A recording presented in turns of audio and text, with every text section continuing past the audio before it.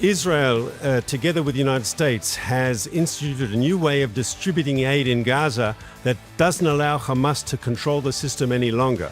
But of course, the international community, and especially the UN, is up in arms. And what is going on between Washington and Tehran? Is President Trump going to be duped by the Ayatollahs? Stay tuned.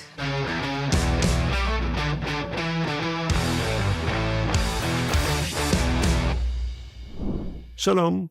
Welcome to another episode of Israel Undiplomatic. And as per usual, I'm here with my co-host, Ruthie Blum. Hi, Mark. I can't believe how much we have to unpack today with everything that's going on. The news is happening so quickly, so let's get right to it.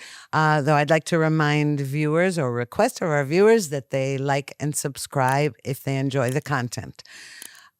Yesterday, Wednesday, was the 600th day since the October 7th war began, since Hamas's invasion of Israel. And with that backdrop, there have been many conflicting reports about humanitarian aid distribution in Gaza. Most of those reports are false. But let's begin. You tell me what you've heard, especially since you were just abroad, what you heard and what the truth is about the aid in Gaza. So the United Nations and humanitarian organizations that work with the United Nations have been up in arms about the lack of aid, humanitarian support going into Gaza, and have been highly critical of a joint U.S.-Israel plan to supply aid to the people of Gaza. They said it has to be done through the UN and through the organizations that are working with the UN. And here I have to tell straight out that they are wrong in their criticism. Hamas has been running the Gaza Strip since the first decade of this century. And they are an authoritarian regime. In many ways, they're totalitarian because they're an authoritarian regime with a very radical ideology. And they control the population of Gaza with their guns. And the idea that all the humanitarian and UN organizations inside Gaza are somehow independent humanitarians is just incorrect. This is part now of the Hamas structure. All the hundreds, the thousands, the tens of thousands of Palestinians who work for these different organizations have to do so with the blessing of Hamas, which means Hamas controls these organizations. And Israel cannot win this war without defeating Hamas politically. And as long as Hamas is deciding who gets the aid and who it doesn't, as long as Hamas has the ability to take over the aid and sell it at inflated prices, as long as Hamas is in charge, directly or indirectly, of all this humanitarian infrastructure, there won't be a political victory over Hamas because it has the population by the throat, or by the stomach, I should say. And so the humanitarians, or the so-called humanitarians, instead of being against the US and Israeli approach, which is to create an alternative structure to provide it, they should actually be supporting it. And if they've got suggestions how we can do the job better, I'm happy to hear from them. They've got experience, professional experience. But if they're just going to say nothing but the existing UN system, I'm sorry, that's something Israel can't accept. First of all, I'm not interested in hearing their suggestions since UNRWA, the organization that was originally supposedly distributing aid, is in bed with Hamas totally. And UNRWA employees participated in the October 7th massacre, and UNRWA employees also held hostages in their homes. So, but the worst part about it is, in addition to their being in bed with Hamas, they have the nerve to claim that Israel is starving the Palestinians and that there's famine there. Even the UN had to admit, there was a report recently that there is no famine in Gaza. But leaving that aside, the latest report about the U.S. distribution mechanism, it's a private American company, and Israeli soldiers are safeguarding it. They are not distributing the aid, but they are safeguarding. They're trying to make sure that only civilians and no Hamas terrorists are getting their hands on that aid. And so it took a day or a day and a half to get that organized properly. And in the meantime, the foreign media was having a field day saying that Americans are shooting at Hamas civilians who are trying to get at the food. It's a lie. There were 2 injuries, but there was there was a lot of crowds of people rushing to get the food. But by the end of yesterday, it was all orderly. There were lines, proper lines, and each family head was given a huge box with something like 3,500 calories per family member for the week, every day for a week, and then they'll return next week to receive their next package. And the whole idea was to prevent Hamas from getting its hands on it. And Hamas all week, by the way, was telling Palestinians, if you take the aid, we're going to kill you. And in fact, they did execute a few of the civilians there. And meanwhile, Israel is being vilified for all of this. Now, the fact that there's any aid altogether was going to be a problem because since Hamas was stealing it, it was prolonging the war. It was preventing hostages from coming home. Now this mechanism seems to be working. Now, but here is, I think that we need to discuss as we move on, how this impacts the Trump administration and Steve Witkoff, Trump's special envoy, and the whole hostage release, so-called ceasefire negotiations. So I would say the following, Hamas is against the new way of delivering aid because they don't control it. And though, you'll get all these UN people who are parroting that position, if we want a better future for Gaza, if we want a better future for Israel, right, Hamas can't remain in power. And people need to understand Hamas's control, once again, directly and indirectly over the humanitarian aid going into Gaza is its lifeline.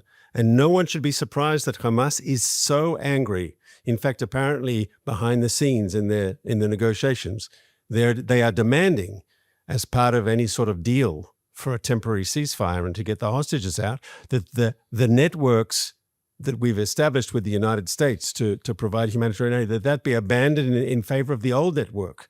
And I think everyone of goodwill who's watching this show should ask, why is Hamas demanding that the American-Israeli approach be abandoned? It's clear, because they know that's a real threat to their continued political control over Gaza. And once again, this will only be over. The war's aims are to end Hamas's rule over Gaza, because if you don't do that, you said at the beginning, 600 days to the war, we're back to day one. We're back to day one, and we're just going to wait for another October 7th massacre. It's crucial that when this is over, Hamas is no longer in power in Gaza. And for that to happen, we have to take Hamas away out of the delivery of aid to the people of Gaza, because as long as they control that, they can control the population. Well, which is why Witkoff's latest plan that was leaked, if the details are accurate, which we can't say for certain, but the Israeli journalist Amit Segal, who reported on it, is very reliable generally. So we can't state this as fact until Witkoff himself acknowledges it. But it sounds like a terrible plan, because in it is not only an extended ceasefire and a release of only some of the hostages. There are 58 hostages there. We know for certain, apparently, that 20 of them are alive, maybe 24, and the rest are dead bodies. But Hamas is already now taking charge of these negotiations, demanding this many prisoners, demanding that it determine which hostages it returns, and that the UN resume taking control of the humanitarian aid, as you pointed out, an extended ceasefire, etc. And after which, and a withdrawal of Israeli troops from areas that are crucial, that if Israel abandons those areas during a ceasefire, it's all finished. In other words, this plan would basically mean that Israel is ceding the war, is losing the war, and that can't happen. And it's very, very disappointing that that's coming from an otherwise sympathetic Trump administration, that is sympathetic in the sense that it never once has blamed Israel for the situation in Gaza. Trump has been very clear that the October 7th massacre was the most horrible thing he's ever seen, and videos of it, etc. He's never said that Israel is at fault for harming the Gazans. None of that. However, if the art of the deal involves allowing those terrorists to behave as though they are on a par with Israel, like another country, and these are just regular negotiations, well, that's a huge mistake. And I really hope that Prime Minister Netanyahu will reject it offhand. I mean, first of all, if he accepts this plan as it's been spelled out this morning, I think that his government will fall.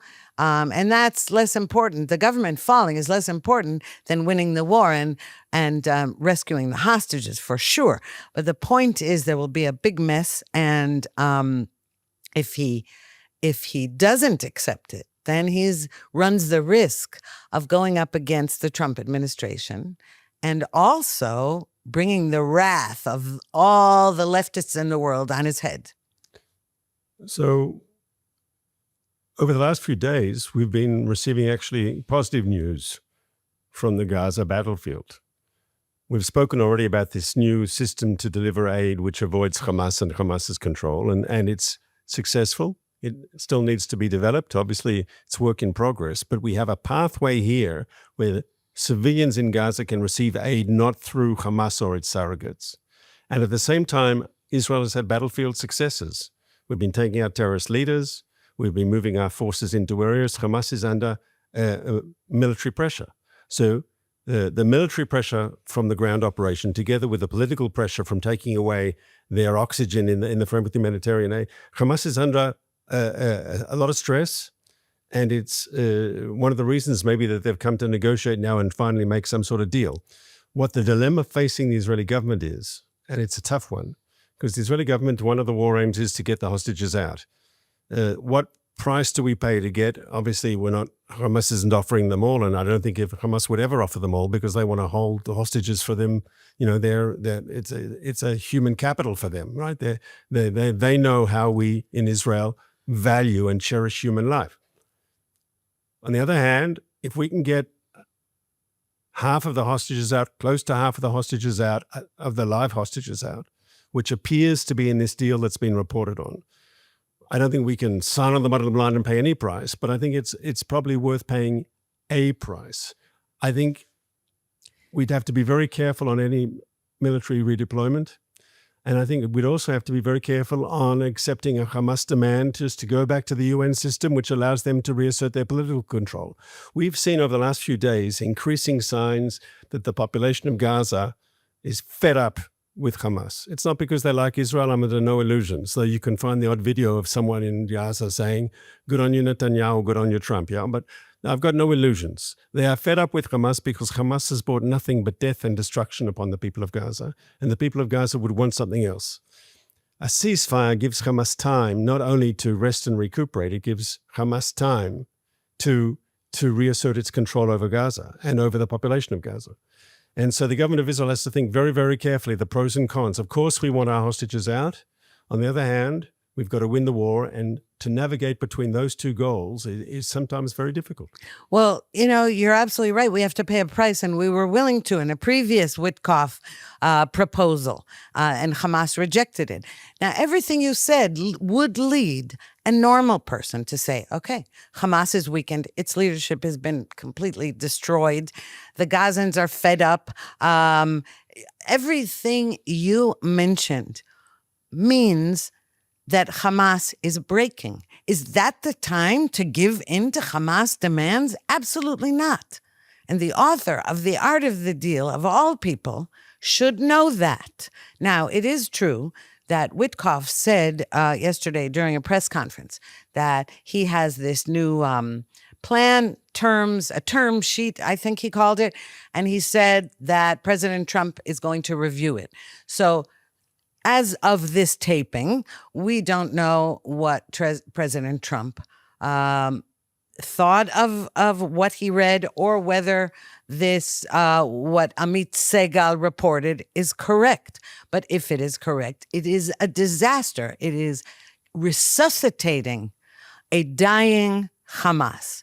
Now, when you say we need to get the hostages out, of course, and we're willing to do everything we can to get them out, but doing these kind of things doesn't guarantee that we get them all out. On the contrary, it guarantees that Hamas then has time to hide them better, has time to let many of them die in the meantime, has time, as you said, to recuperate, has time to terrorize the Gazans rather than into even helping Israel find the hostages, or into defeating those terrorists.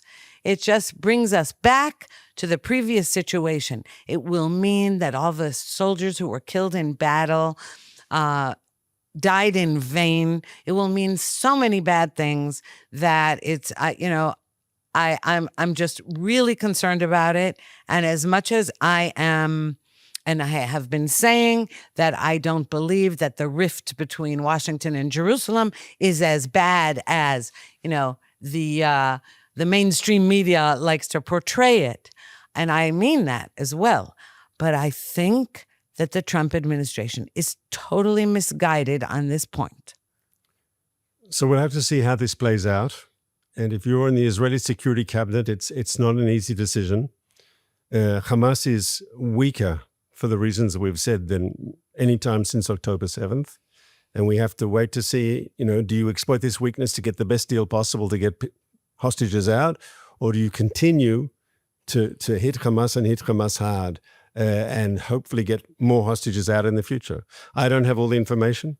The members of the Security Cabinet will be updated on the latest intelligence. It's a tough one. It's a tough one. And then once again, as you said correctly, we don't know whether what's been reported, what are the parameters of the deal actually is the deal. We have to wait and see. There's a parallel with Iran, if you'll allow me. Iran is also at an unprecedented point of weakness, maybe at the weakest time in recent history. Their economy is falling apart.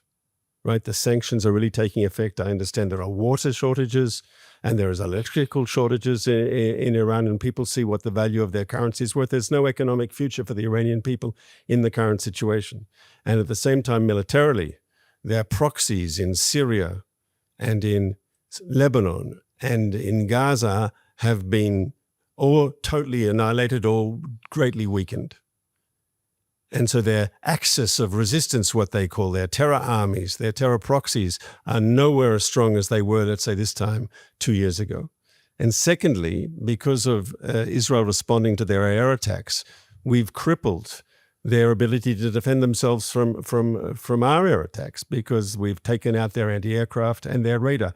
So Iran is negotiating now with the United States, also under unprecedented weakness. And you have to ask the following question: is this the time, as President Trump says, to try to get the best deal possible because they're weak and they need the deal now more than ever before? Or is this a time to actually finally take military action and to take out their nuclear program once and for all? Well, again, we use the word deal. I would prefer the word dictate. The greatest superpower in the world should be dictating to this weakened Islamist regime.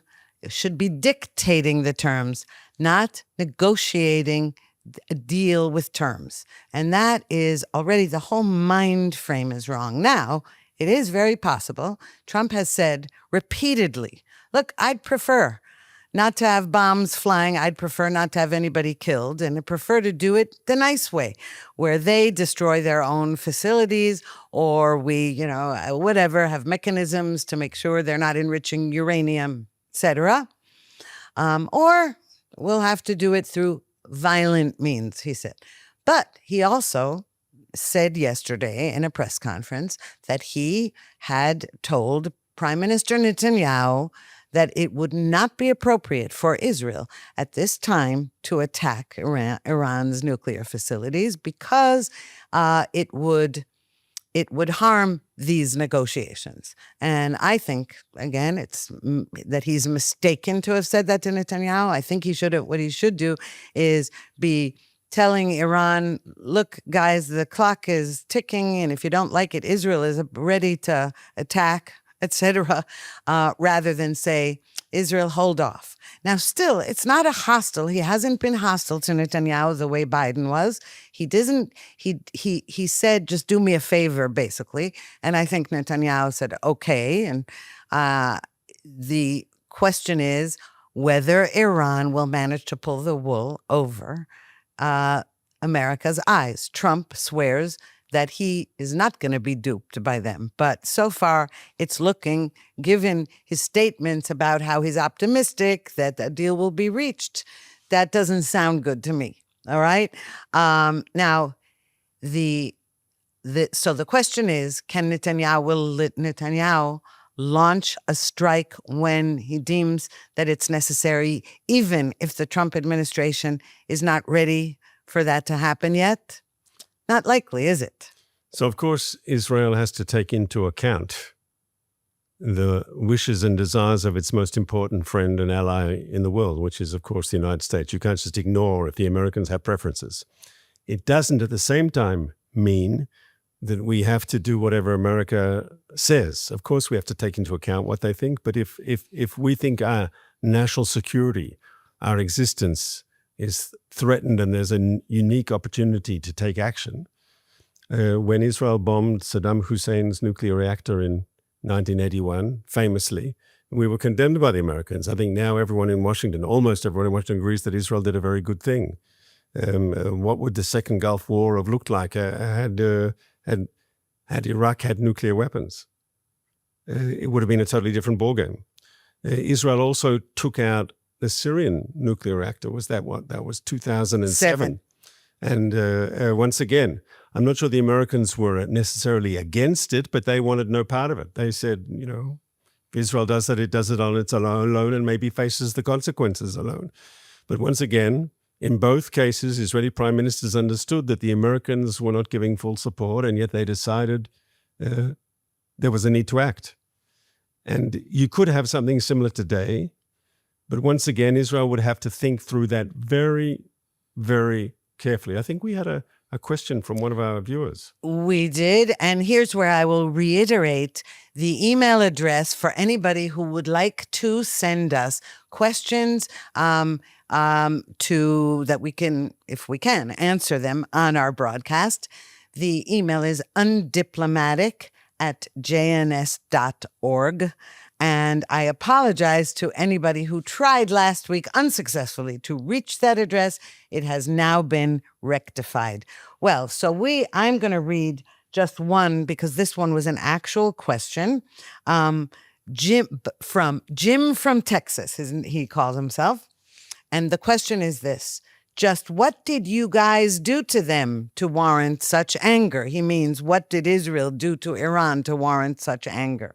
As an American from the baby boomer generation, the number 444 has a special meaning. He's referring to the 444 days that U.S. diplomats were held in the U.S. Embassy in Tehran in 1979.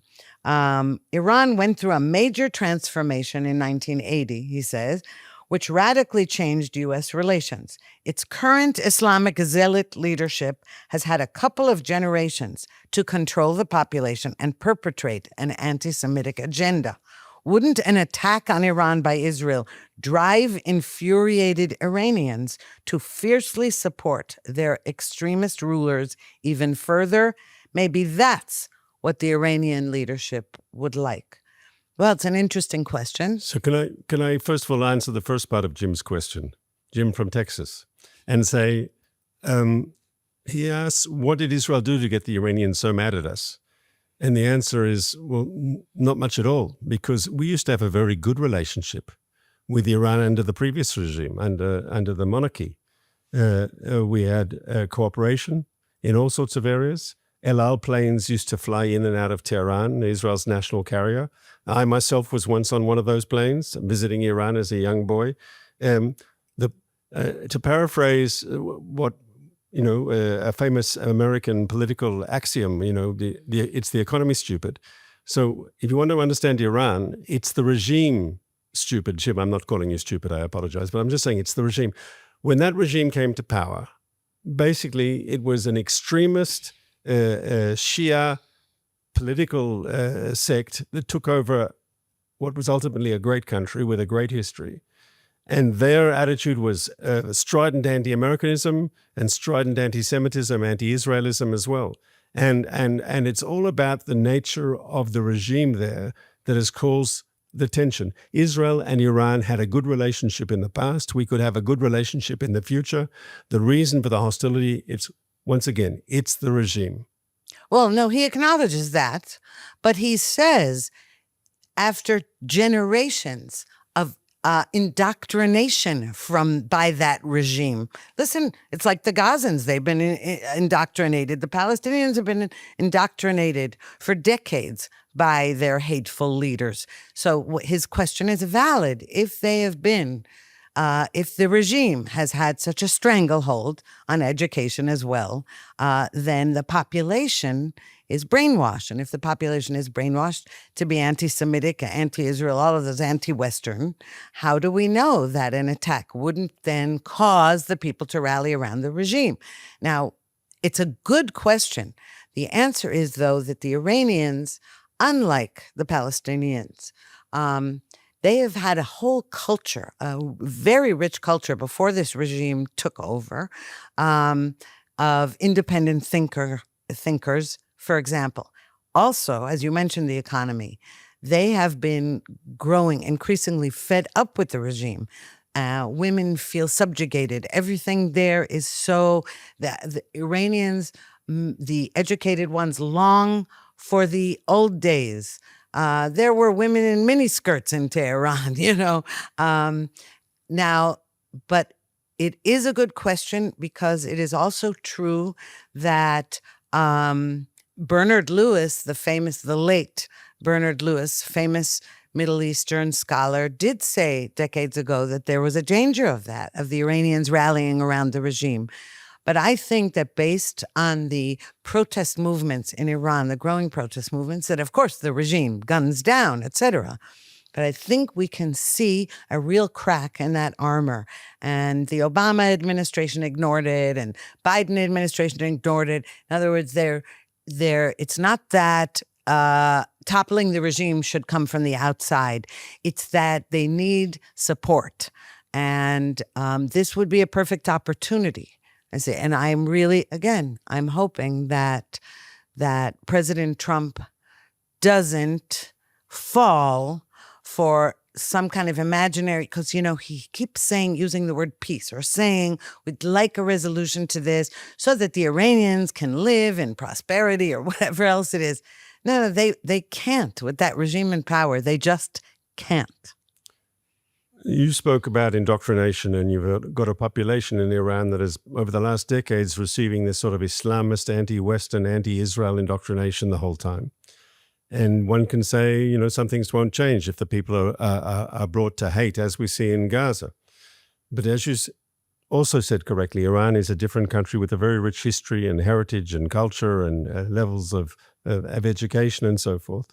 And I'd remind you, there was decades of communist indoctrination in countries like Poland and Hungary and Romania. And suddenly when the Iron Curtain fell, there weren't a lot of communists, not in Poland, not in Bulgaria, not in Hungary, right? When there's a hateful regime giving the official line, right? But the regime is hated, people don't necessarily believe it. And once again, you had democratic elections in Poland after, 30, 40 years of communist control? No one's voting communist. And so the regime in Iran is hated by much of the population. And I'm not sure that indoctrination has to count. He does ask, Jim, but if you attack Iran, does that not rally the population behind the government because of external attack? If you started carpet bombing cities, maybe. But if you're surgically hitting targets in Iran to do with the regime, to do with the Revolutionary Guards, to do with its nuclear program, I think the Iranian people would not necessarily turn against Israel or the United States. If you hit symbols of that hated regime at its power, like the nuclear program, I think you might get a very different approach from the Iranian people, not necessarily rallying behind the regime. If you ask Iran, would they like their country, Iranians, if they would like their country to have nuclear bombs, maybe many of them would. They'd like to be a great power and so forth. If you ask them, would they like their regime, the Ayatollahs who oppress them, to have nuclear bombs, I think that you'd get a very different answer. Yes, well, in fact, there are many Iranians. We've seen this all over the place. There are many Iranians who have been screaming death to the dictator, etc. And I'm not sure they care so much about nuclear bombs. I think that they what they want is a different kind of power. And ironically, if there were a different kind of regime in power, it would be less important for it not to have nuclear weapons. Okay. But there we are. And what's more, it's a regime that threatens, it's not just Israel and it's not just Jews. It's America is the great Satan. Israel is the small Satan. That's what they say. They're against the West. They're against Britain. So it's amazing to me that anybody in the West thinks that it's possible to deal with them. And I'm also disappointed in Trump for the following things, that he was the one who ripped up Obama's disastrous nuclear deal, and he ripped up the 2015 nuclear deal in 2018. And now I'm just hoping that he isn't going to do a repeat under a different name of the JCPOA. I really hope. I mean, I trust that he doesn't believe that Iran is a good regime. It's just the language he uses is a little bit disturbing. So, you said before, and it's correct, right? The Iranians aren't a normal country. It's like there's a difference if a democratic country has a nuclear weapon, like that France has a nuclear weapon. Does that threaten global security? But when North Korea gets a nuclear weapon, everyone's concerned. And it's the same with Iran. Iran, unfortunately, as Kissinger famously said, Iran has to decide if it's a country or a cause, and the cause being the Islamic Revolution. So far, they've decided to be a cause. And as long as you have this radical ideology in this regime, the nexus, the marriage between weapons of mass destruction and that totalitarian extremist ideology, that's a very dangerous message. And as you correctly say, it doesn't just threaten Israel. It threatens Israel's Arab neighbors. It threatens the whole world. And the best answer to this question is Iran already has missiles that can reach Israel. Why are they working on a future generation of long-range missiles that can reach targets in Europe and maybe even the United States, if their ambitions are only regional? And that's why Americans should be thinking very carefully about tolerating any sort of nuclear program in Iran. I think we're coming to the end of our time, Ruthie. Well, and let's hope that by our next broadcast, we will have better news, and including about the hostages. Again, they've been in captivity as of today, 601 days. That is unfathomable. 601 days of starvation, of beatings, rapes, all kinds of horrible things going on there. And we are desperate to get them back. But to do that, we need to defeat their captors. And we'll continue this discussion when we meet again next week, Ruthie, and I look forward to that. So do I.